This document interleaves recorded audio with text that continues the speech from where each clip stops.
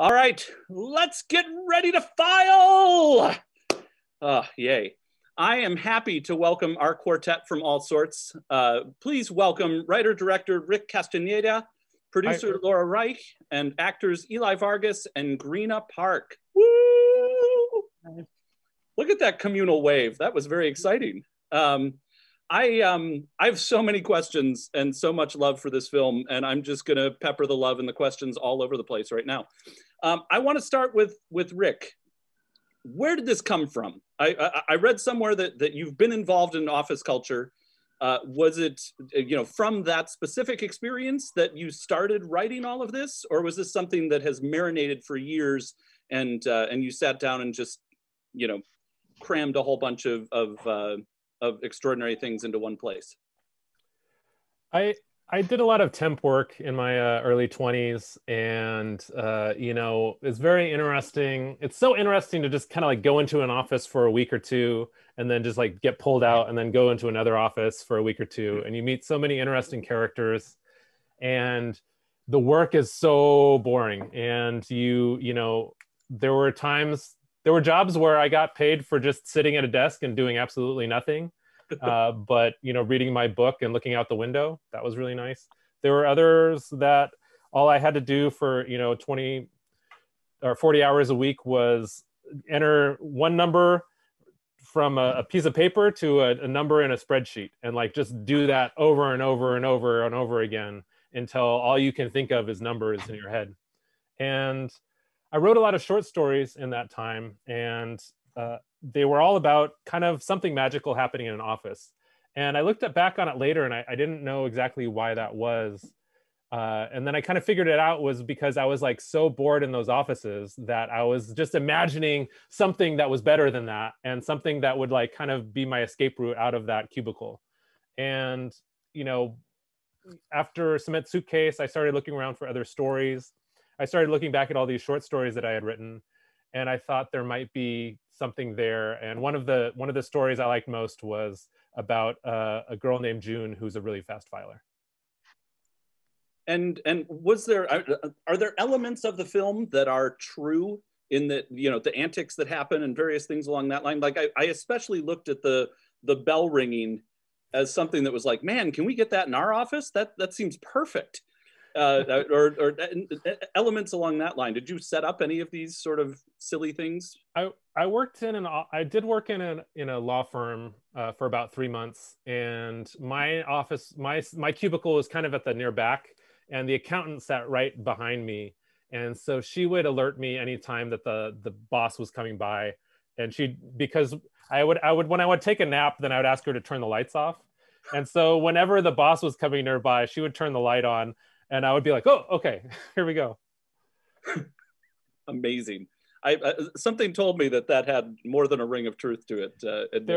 There was another guy who kept a beanbag chair or beanbag underneath his desk, kind of like George Costanza from Seinfeld. And it was a very strange office. There was also another guy who was always like drumming on his desk and like doing, just exactly like Tim in the movie. Yeah. And Laura, when did you get involved in the project? Has this been something that you've been creatively engaged with Rick throughout the kind of writing process, or did you come on board later? Well, I got an earlier version of the script, and then I got close to a finished version because I was working at Rick's production company, Psychic Bunny. He gave me the script to read. He was like, do you want to like give it a read? Let me know what you think. Should we do this? And I was like, this is so much fun. Gonna do some weird stuff. I want to do it. And I feel like we actually moved kind of fast, fast for movie making. It was like a couple months or something, Sure. Before we started like getting into pre-pro. But yeah, it definitely involved with some script rewrites. And then since then, it's the indie world nonstop. Yeah. Sure. Well, and I want to get into a variety of aspects of the production, but first and foremost, casting. How did you, assemble the extraordinary group of people? Was there a casting director who worked with you? Are these all people that you knew previously and kind of wrote characters for? Where did all that come from?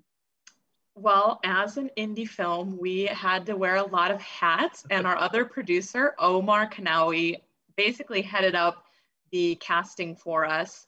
And he did a fantastic job. We cast in LA, Yakima, and Seattle. So it was like a heavy lift for, you know, someone that isn't a casting director. And I mean, you know, Rick knew what he wanted, and we sat through a lot of auditions for all the roles.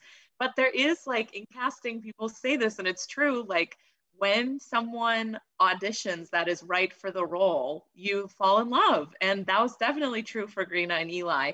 And I mean, they're the leads. They're the most important roles. We looked for a long time. And it was just like, you know, like we would be watching them. You want to talk to each other after the audition, but it was like, you know, after they wrapped, we all looked at each other and we were like, oh yeah, that's it, this is the one. There's like just this little tingle you get, and you're like so excited to find the right people. Yeah. Well, and Greena, can I ask you, one, bravo. It's such a wonderful performance. Thank you for Thank you so for much. bringing us Jun Yoon.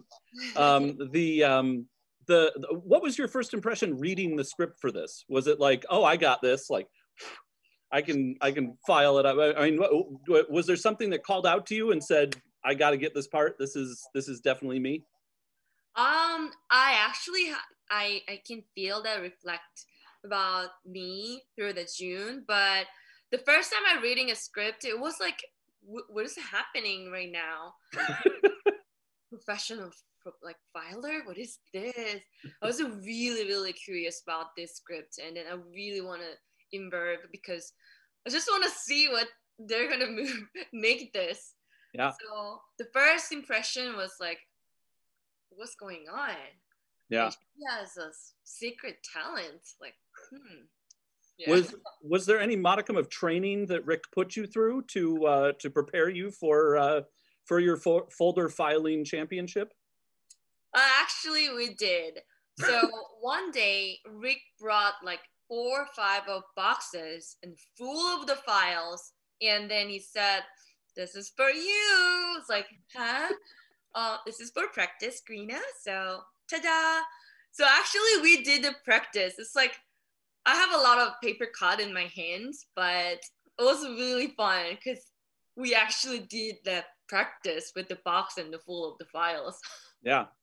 Well, and you definitely know what you're doing with it as it's going. I mean, it seems like there's might be a little bit of special effects there in the speed department, but you've got a confidence to it that is absolutely there. Eli, can I ask you what was it about Diego that drew you into this project?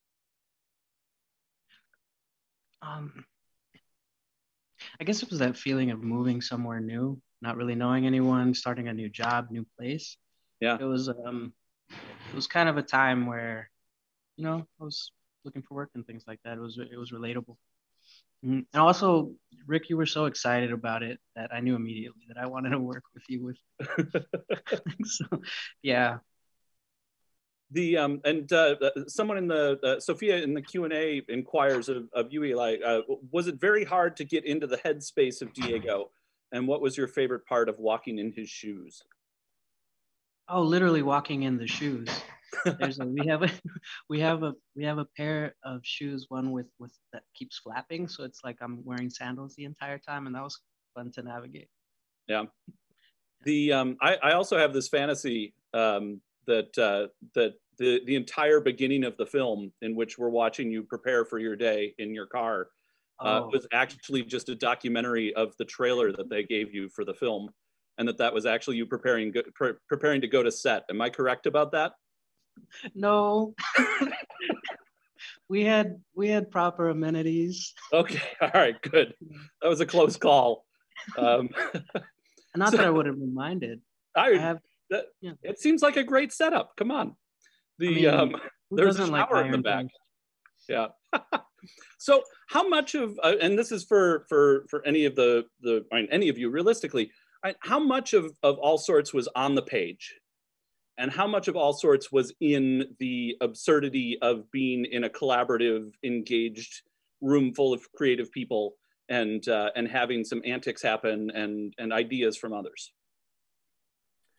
I mean, I think that that there were an awful lot of, there were so many different jokes in this movie that just had to be like pre-planned. That, you know, I realized that with Cement Suitcase, I had, you know, my last film, we had, you know, 20 or 30 different locations, and so we were like moving locations 3 times a day. And this film, I was like, I'm going to make something easier. It's all going to be in one office. It's going to be, you know, it's all going to be 80% of it's going to just be in one office. It'll be really easy. I can do lots of takes. This is going to be great.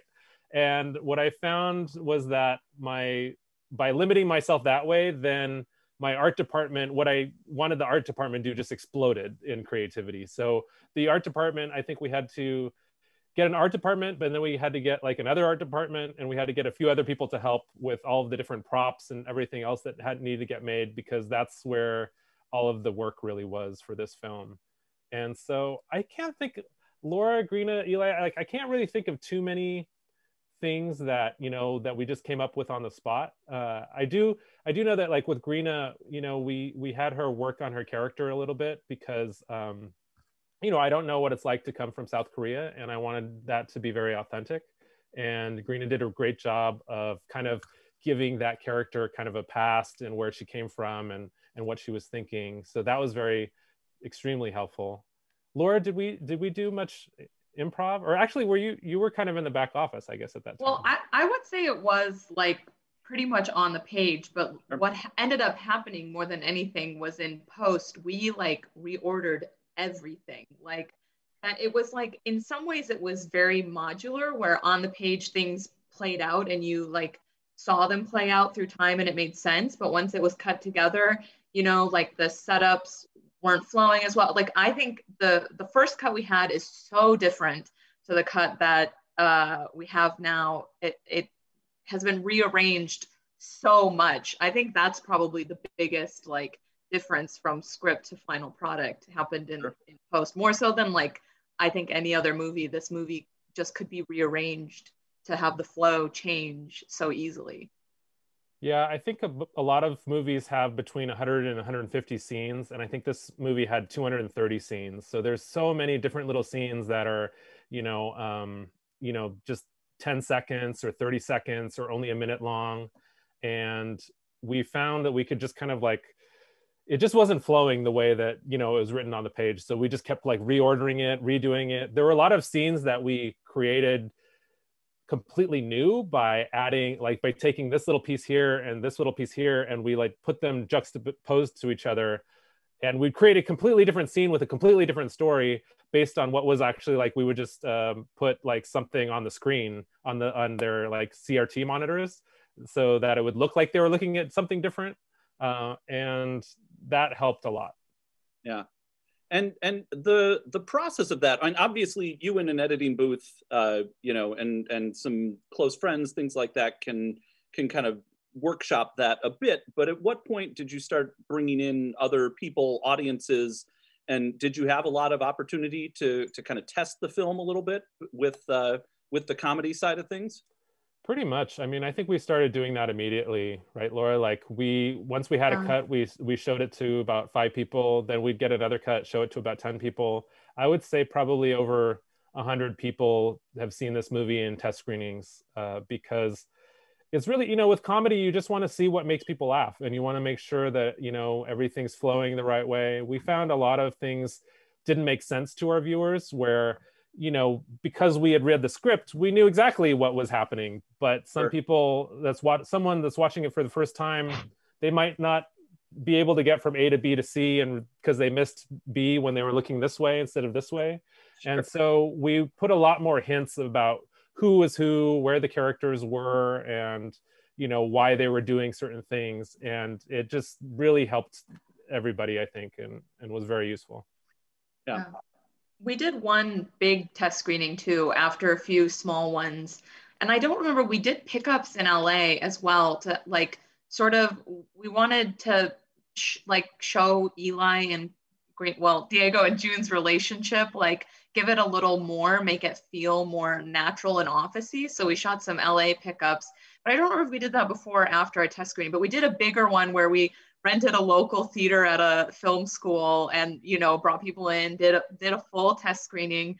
But that was like, because of the pandemic and getting waylaid, I don't remember at what stage that was anymore. But yeah, so a lot of people did like have input and feedback on it to get it to where it is. And we did a lot of reshoots, probably like 3 or 4 maybe reshoots for this movie, because, and you know, like I used to think of reshoots, like I used to not want to do reshoots at all. Like I always felt like that was a failure. Like, oh, I didn't get it the first time, so I have to like try again. Like this sucks, you know? And I think that with this movie, I just knew that I just really wanted to like keep working on it until it was as good as it could possibly be. And luckily, Laura, you know, was right behind it, like me, and thinking that Greena and Eli have always been like, you know, I'm like, hey, can we record your voice doing this? And they're like, yeah, sure, right away. And you know, anytime that we wanted to film another scene in the car, they were available. And so, you know, and our cinematographer too, David, he was always down to like film something else or film an insert to help us out. And so we just kept working on it, kept molding it, and I'm really happy with where it ended up. Yeah, for good reason. It's wonderful. Greena and Eli, can you talk a little bit about being, I mean, you are the emotional center of the film, in essence, around which the surrealism just flies in some respects. How did you find, you know, the challenge of making your relationship true and authentic within the space of all the absurdity around you? I personally just accepted it. I was just like, this is gonna happen, so just go right along and be silly with it and try to do justice to the script and to Rick's like ideal of the fantasy office land. Sure. So yeah. Oh, I have nothing else to say. That's fine. Greena, do you have anything to add? I mean, you can see Eli just was Diego, and he always listened for what I'm saying. I just keep talking myself or whatever. He just listening. So me and Eli, we talk a lot, and we ended up with like good friends for sure. Right, Eli? Yes, and of course. We listen a lot of music together, and I like this, and he like. I mean, we talked a lot. Yeah. So I think that's the main things, the making of June and Diego's relationships, I guess, right? Eli and Greena lived in a house together during the film set. Well, Laura, were you in the house too? Yeah, she was too. I was so jealous. You three seem to have so much fun, and they'd send me pictures of them playing pool and like watching music videos that Greena was in. Like it was just like it seemed like they had the best time, and I was like staying with my parents and like getting 4 hours of sleep a night, and I was like, oh man. Well, I did end up in Rick's parents' attic as well, because another actor was coming in. I moved around a lot during, I think I stayed in maybe like 3 or 4 places, but one of them was Rick's parents' attic, which was like a furnished bedroom, but you know, I had to climb a ladder to get up there. and Laura was probably only getting like 2 or 3 hours of sleep per night. I just want to be clear. Yeah. Someone inquires in the Q&A here, how was the experience of recreating the Windows 98 era technology? And was it tough finding the computers, phones that could still run the software? Or quite honestly, was it all special effects on the screen and it wasn't any actual Windows 98, I suppose? We tried to do as much in camera as we could, because I know how much work screen replacements are in post-production. Sure. It's just as much as you can. And the other thing too is it just looks more real when you can get it filmed. And so we had a couple working computers that were, I called my friend who's in IT, and he's one of the associate producers on the film, Faustino Villanueva. And he actually was our kind of like tech guy getting that working. He also got the water cooler working as well. And so we did have some real computers, and we would have someone else kind of like on the side mimicking them. We did do a lot of screen replacement, so that's partially what we did as well. We I just started asking people around if they had old computers. our art department went to a few Goodwills in the area, but we hit the jackpot because the guy that we cast as the repairman, his name's Dan, and he was like, oh, I have a whole shed full of old computers at my house. And he brought a truckload of old computers, and I just got to pick all the ones with the most character and looked the coolest. And wow. It was great.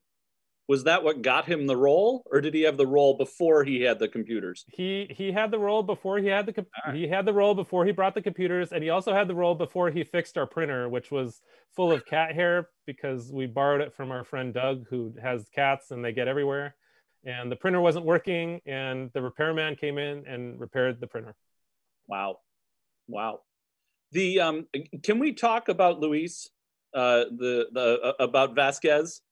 I'm chuckling already just thinking about him. What was the process of attempting to kind of corral his energy that he has? I imagine it had the potential to be completely over the top, and that it perhaps even had to be reined in from the over the top that we got. The great thing about Luis is that he knows he's over the top, and he knows exactly who he is.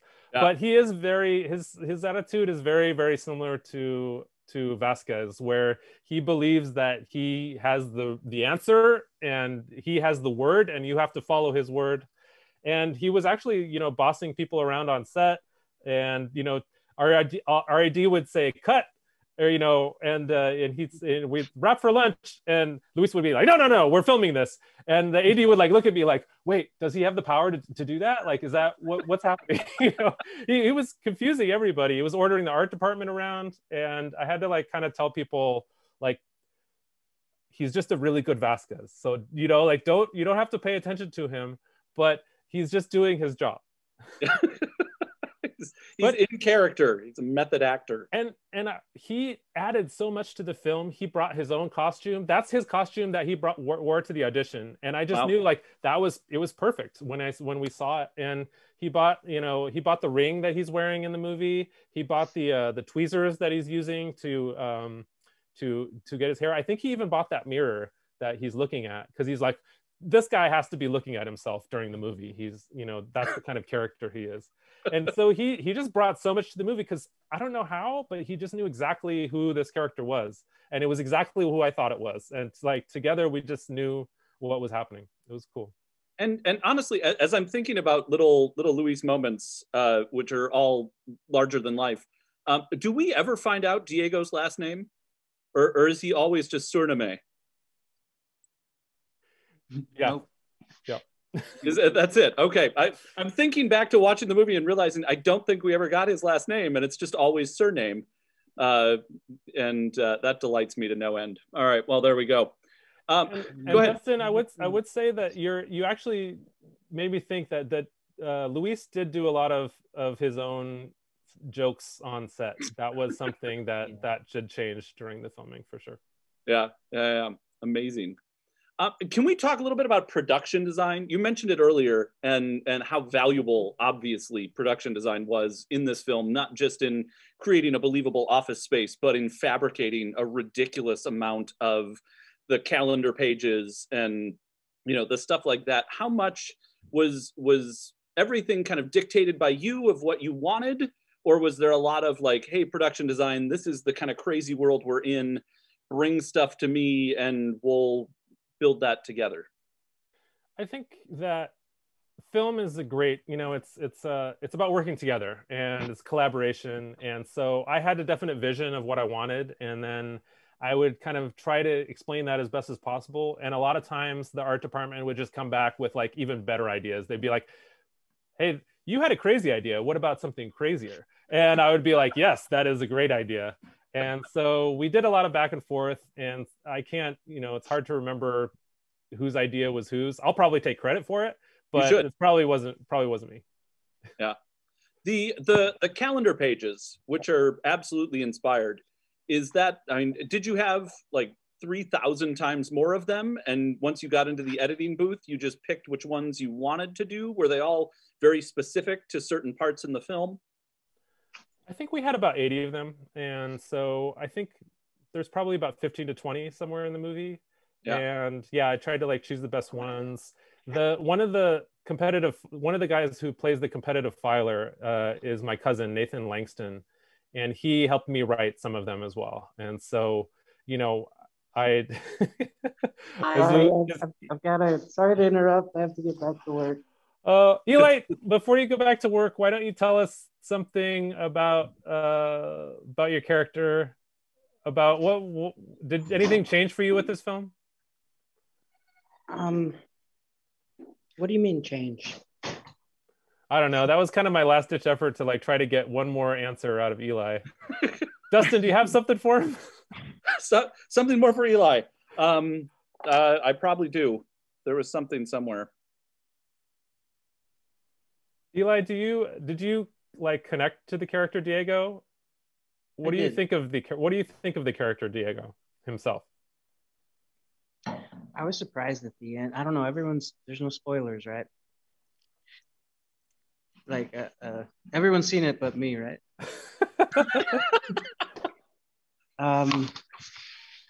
I was surprised that Diego's character ends up being sort of an escape for June. Like,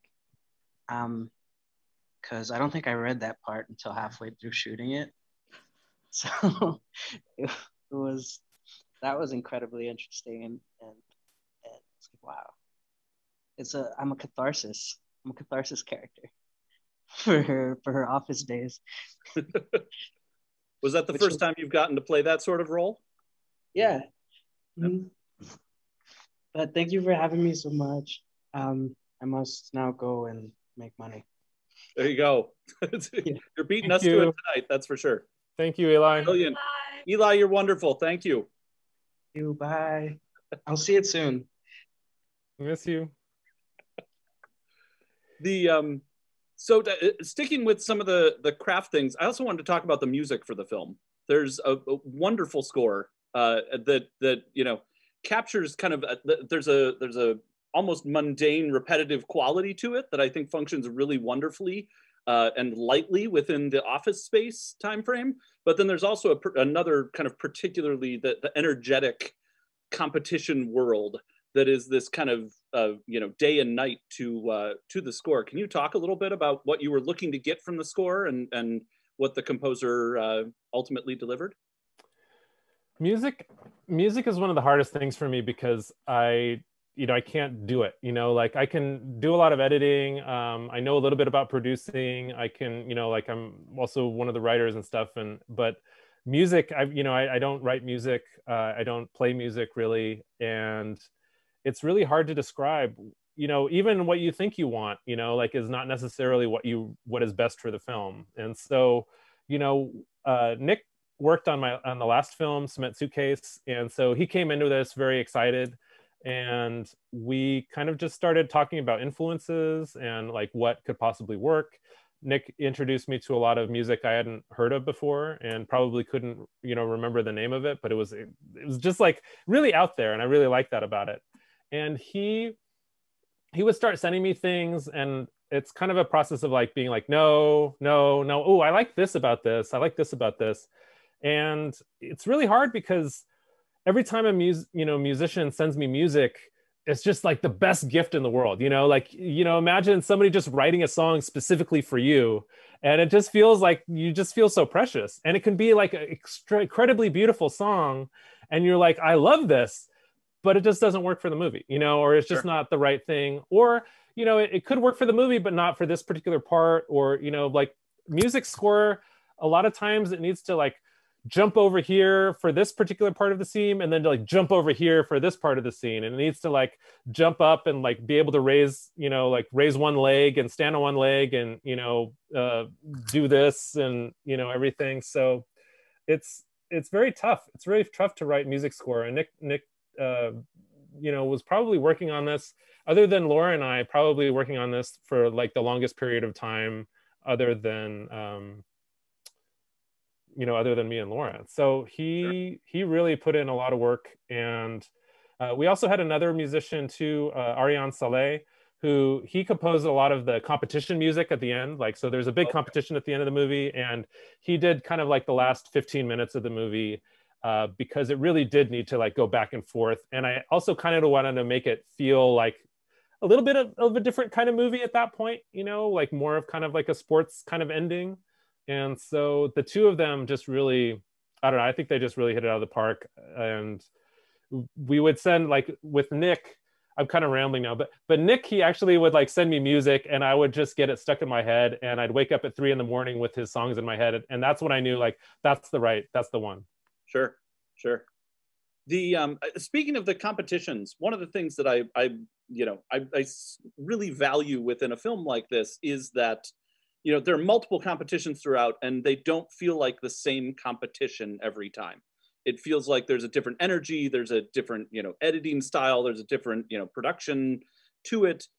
How did you work with your team to make sure that each of those competitions were its own thing and kind of elevated the film each time so it wasn't repetitive? I think I think we tried to use a different color sometimes, you know, so a lot of that was with color. We tried to kind of like separate it so that, you know, the second competition had a different color than the first one, because you could color them to look exactly the same, and we wanted that to be a different, but we also wanted to show a sport that was kind of evolving throughout the film. And so, you know, what's kind of like a really small sport to begin with, then this, you know, then there's a few more people, then this happens, and there's like a few different, you know, different kinds of people. And so it kind of like grows up over the course of the movie. And we also tried to show that with the scorekeepers too, where the scorekeepers are, you know, like using really rudimentary kind of like scorekeeping methods at the beginning. And then by the end, they're using like a normal score clock. Yeah. And Greena, what was it like for you having a crowd of people chanting around you, waving money and screaming? I mean, it's like blood sport, but with file folders. It's quite extraordinary. Yeah, it was really exciting. At the same time, I was so nervous when we were doing the competition because I feels like I have to win. I have to like do the championship like really hard. Because like a lot of people just watching me while I'm doing it. I was really nervous, but at the same time it was like exciting. So yeah, it was really cool. And was that, you know, were the competitions kind of your favorite scenes to perform in, or did you have a favorite scene in the film that you enjoyed making? Oh, I actually, yeah, that could be my favorite scene, but I have one scene that with my colleague, she's kind of weird, but she just popped this up in her cubicle and talked to me. And then I like that scene because I was thinking that if I have that kind of friends when I'm having a normal life, 9-to-5 job, it's gonna be really fun, and it's not like a boring or ordinary life. Yeah, that was funny. Definitely my favorite scene. Well, and I will say, Dagmar, is that her name? Yeah, Dagmar. Yeah, was the character my wife related the most to?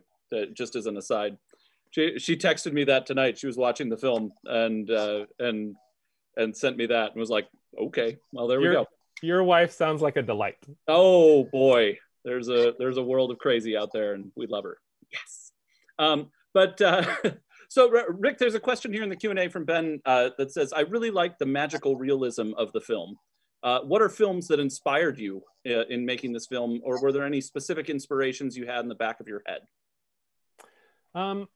Some of my favorite movies are quirky office movies. So Turn It Upside Down. So I'd say Being John Malkovich and Brazil were really huge inspirations. And magical realism in general, of course, Gabriel Garcia Marquez and Haruki Murakami.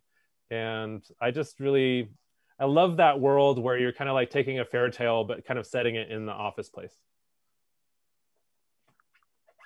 And speaking, you know, thinking of the kind of more surreal moments, and the you know, you mentioned earlier that you're not as musical as perhaps I assumed, given how much music is in the film, and not just Nick's score, but the water cooler, that whole sequence, and the whole stomp oriented, you know, slapping everything in the office space. I know were those always intended to be in the film, or was that something that you ended up kind of adding in reshoots or playing with these kind of musical ideas that that would add some punctuation into the film? I knew that rhythm, I really wanted rhythm to be a big part of the movie. And so the water cooler was kind of intended to like add, you know, have that rhythm. The calendar kind of adds a rhythm to it. The drumming and everything. So I am a big lover of music. I love music. And so I knew I wanted those in there. I would say that I'm not, you know, I can't write a water cooler song, but you know, I knew Aryan and I used to be in a sketch comedy group together. And if there was anybody who could know how to like write a water cooler song, I knew he could. So he asked me, he was like, well, can you send me some water cooler sound effects? And I said, yeah, sure. So I sent him some water cooler sound effects, and he he wrote about like 5 or 6 different water cooler songs. We should actually make those available, Laura, because they're all of them are delightful. All of them are delightful. And he made them. Every one of them has like a really funny title. Like I think the one that we ended up using was called Seltzer Waltzer. Oh, well, they add so much. They add so much to the film, and even I noticed too the kind of office. You know, is it Tim? I think who's slapping all the things and getting really into it is intercut later with one of the competition scenes, even adding some more energy into that sequence. Yeah, and that's something that I planned originally, and you know, to me it just makes perfect sense to cut the drumming with an actual competition. But that's one of those things where you know, to me that makes perfect sense, and it, you know, doesn't need any explanation. But a lot of our viewers, our test screeners, were like, why are we keep cutting to the drummer? That has nothing to do with the competition. It doesn't make any sense. And so Laura and I were like, okay, I guess it has to make sense. And we actually thought, yeah, it would make a little bit better sense if there was something tying the two together. And so that's when we created the fact that Tim is betting on the filing competition. So then he actually does care that they win or not. So it did kind of like tie those two things together, and I could get what I wanted, which was just drumming intercut with filing. And I think we made everybody happy by doing that. Yeah. So I already looped the question about the favorite scene in with Greena, but Rick or Laura, was there a scene that during filming was something that you were watching, just marveling at how perfect it was coming together?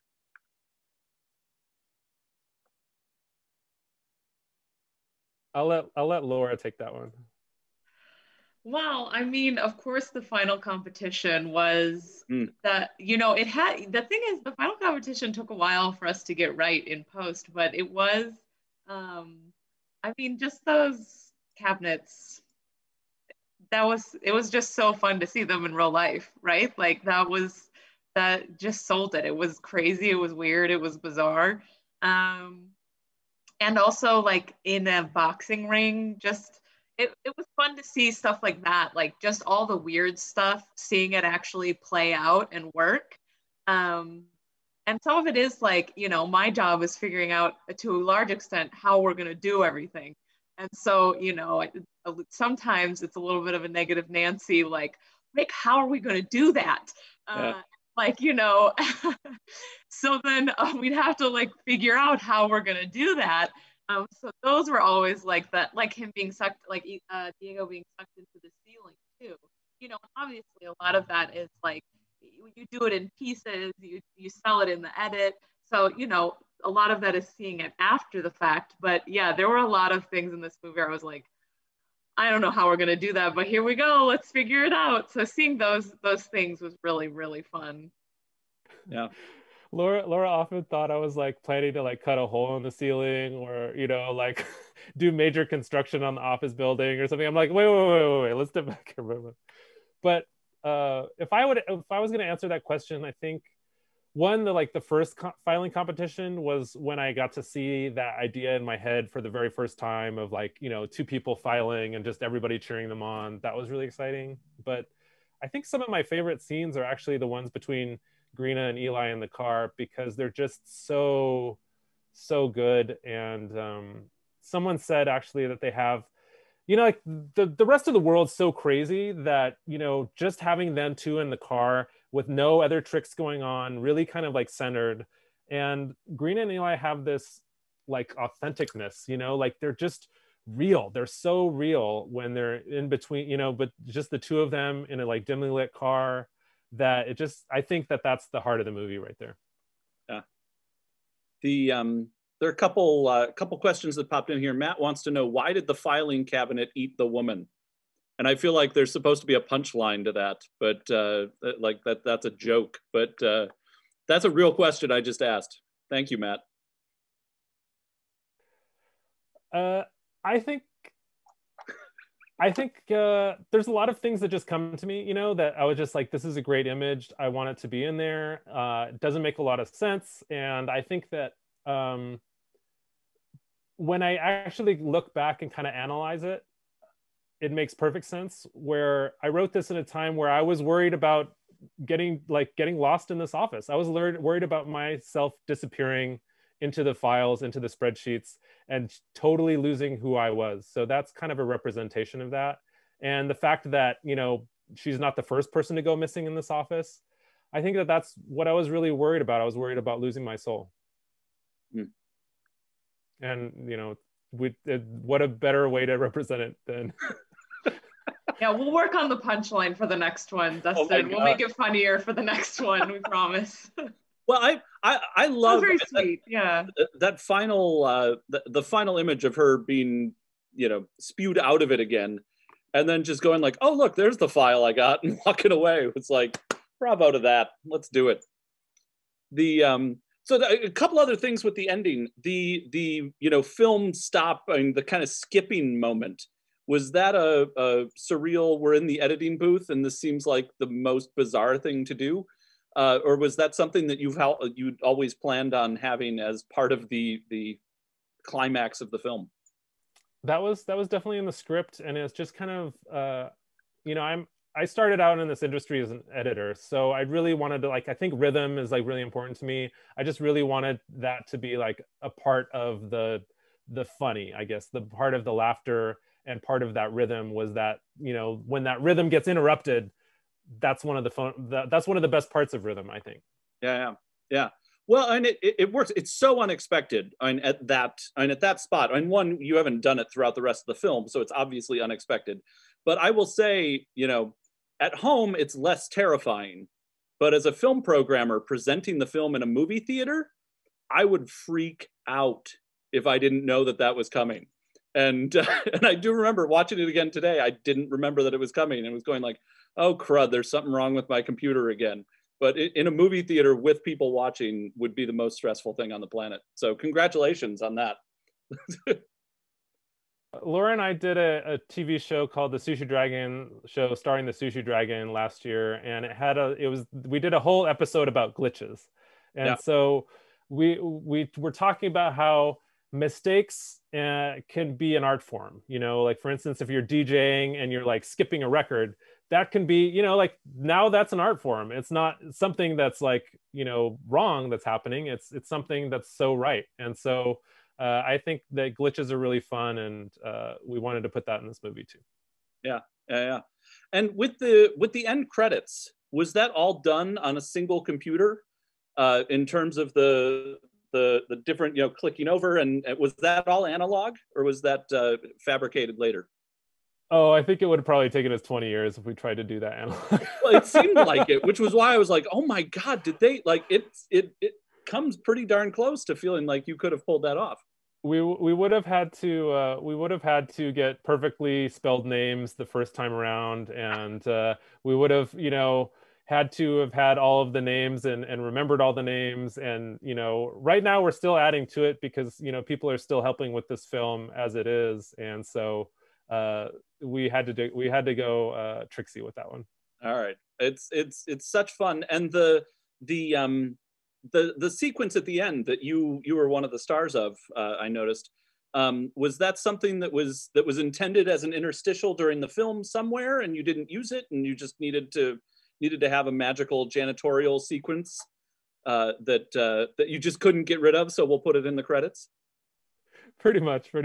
I think we had a lot of we probably have a few outtakes on this movie, and it was just the rhythm, like we found when we put it anywhere in the film, it just kind of like threw everything off, because these characters weren't in the rest of it, and it just kind of like halted, it kind of like stopped the show. And so we thought it would be best to play it after the show was stopped.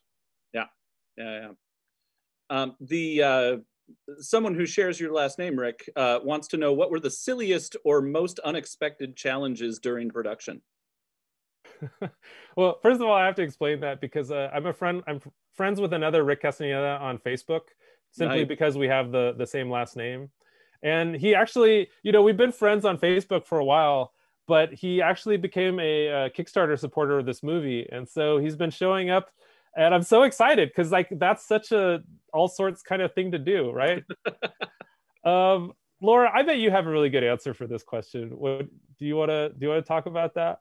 Oh man, there were so many. I mean, it's an indie film. Like I remember, I think I borrowed like one of Rick's dad's jackets because it was cold, and I hadn't brought like the right. And then it's in the movie. Eli took it from me, I think, or Rick saw me wearing it, and I was like, that was my jacket, guys. Like, there's just so many things like that, where you're like, where I, like just so many of finding things along the way, repurposing things, and like having unexpected, like the Dan example, he also helped us get our security camera on the ceiling. We couldn't figure out how to get it up there, and he was the one that solved it with like a paper clip, like managed to get it to stick into the ceiling with that. It was just like across the board, like how we discovered things sometimes was just really unexpected. Yeah.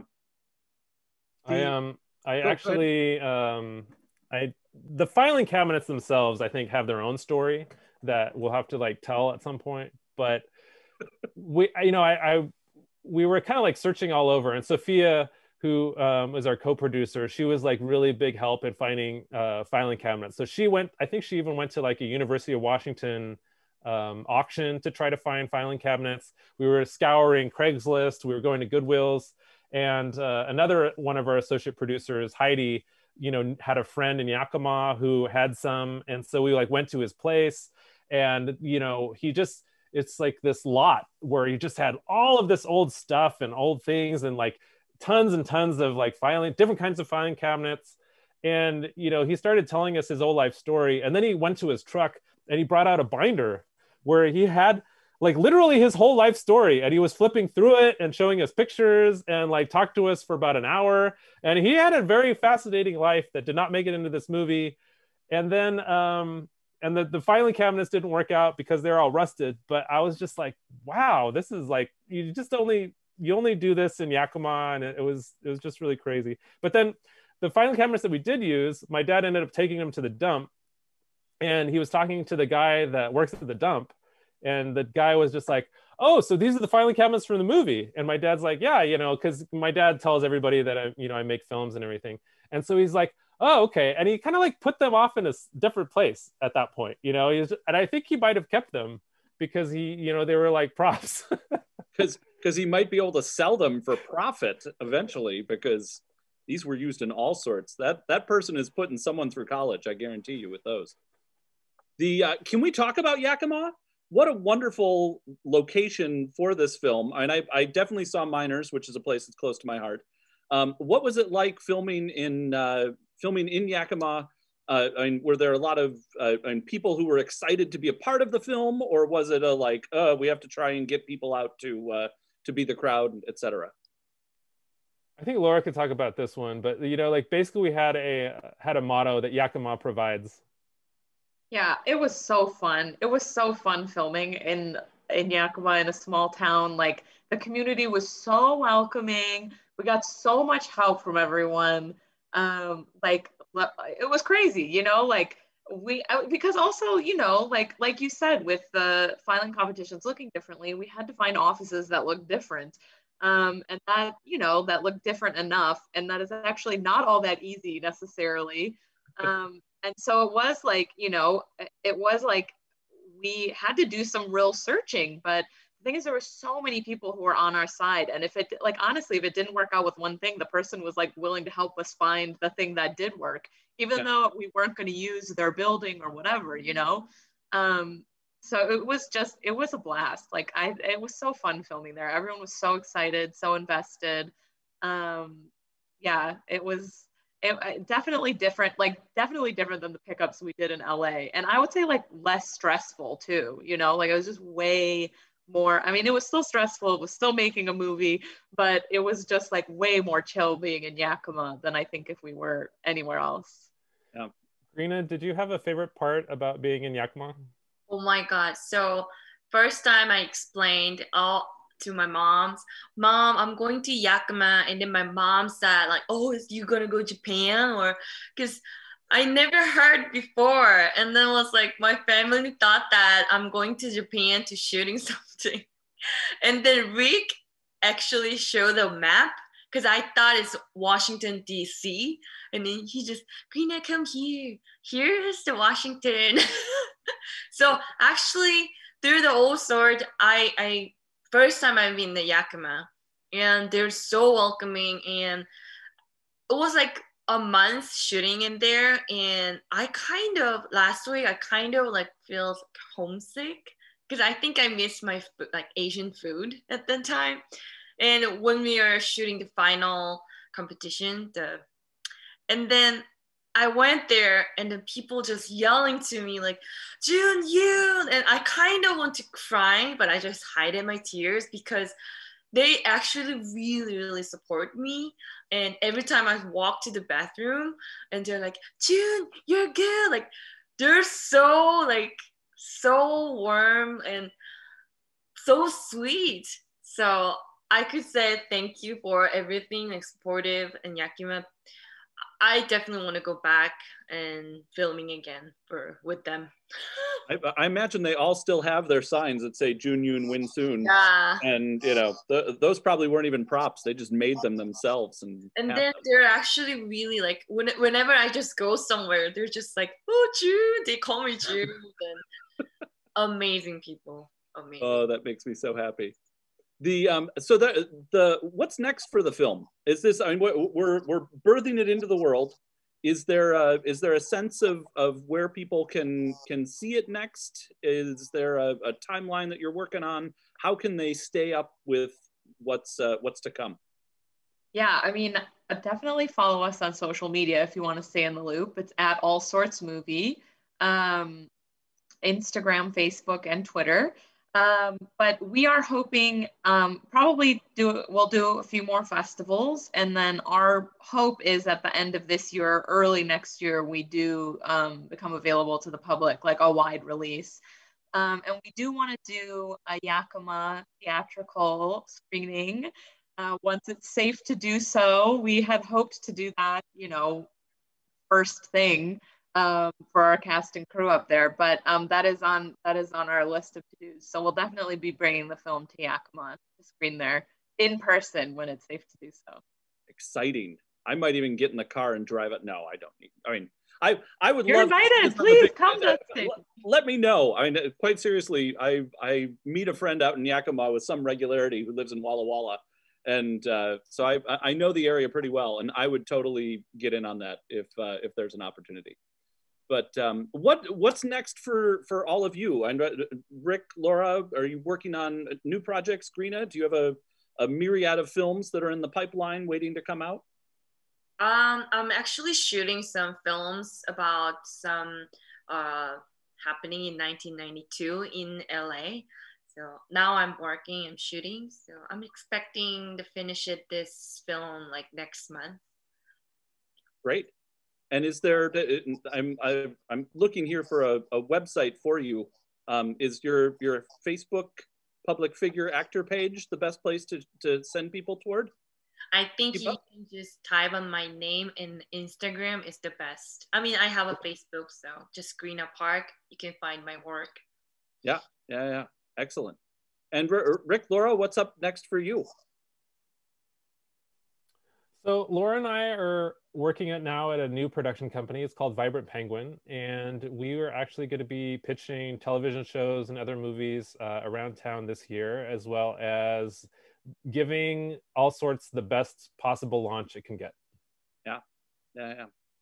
Excellent. It's pretty Well, exciting. friends, I as I said at the top, I have so much love for this film. It grabbed me from the opening moments, and never let me go. And I'm so delighted to see people finding the film and celebrating the film, and the reviews that have been coming out, and the just chatter that I'm hearing from people, you know, sharing their own, like, oh my gosh, this is a find. And it's something special. And I'm so delighted that you brought the troops together and went into the war of cinema to bring us this glorious comedy. Thank you, Dustin. Thank you so much for programming us. You know, SIFF is like such a cool festival. I've been following it for so long because, you know, I'm from Washington State, and it's such a big festival around the world, and it means a lot to us. So thank you for that. I'm very lucky because it's funny because, like, one of the big parts of the movie is believing in yourself. And so I think that it's kind of a lesson that even rubbed off on me after, you know, having watched the movie a bunch of times, where I would have to kind of, like, there's a lot of times, you know, like with filmmaking, there's just so many times where you get so many no's, and you know, or you're filming and there's like 10,000 problems going on, and, you know, or like this person can't do it anymore, or this person, you know, can't do it, or this happens, or, you know, and we were kind of, you know, kept going, and we kept believing, and we would watch the film and we'd be like, oh wait, we're supposed to believe in ourselves. So it was very helpful to make a movie that actually spoke to me. It's just like a reflection of the lesson I'm supposed to be learning. Yeah. That's a good reminder as a filmmaker, is to make something that encourages you in the actual film itself, as opposed to some, I mean, you know, there are wonderful, dour, sad films as well that perhaps inspire people to continue making movies too. But yeah, no, that works perfectly well. Well, congratulations, friends. I cannot wait to continue telling people about All Sorts. I think there's a bevy of people on this Q&A who will join that army as well. And we will continue pushing it out into the world. And I'm excited to see its success, all of your successes on all your projects. And if there's an All Sorts cinematic universe, kind of like the MCU, we have an ASCU. You know, I would watch. I want to know when Thanos shows up, but I think it'd be pretty cool to see Thanos and Jun Yoon go at it. Noted. Yeah, definitely. Film. Yeah. Let's start making that. There definitely is a universe for sure. What a glorious thing that would be. Yeah, Vasquez prequel. Yes. Oh my God, yes. Oh man. Yeah, we got to bring Vasquez back. Fast and Furious. Exactly. Yeah. So brilliant. Well, friends, we should probably cut everyone off. We could probably talk all night, and maybe that would be interesting for someone. But we will connect more soon. Again, congratulations. Thank you so much. Thank you, Dustin. Bravo. This was such a pleasure. We're so Dustin. happy to be at SIFF. Thank you. Well, good. All right, everyone go home and be nice, or you're already home. Whatever. Be nice. Be safe. Be healthy. Watch All Sorts again. Bye. Thanks, Dustin. Thanks, Dustin. Yay.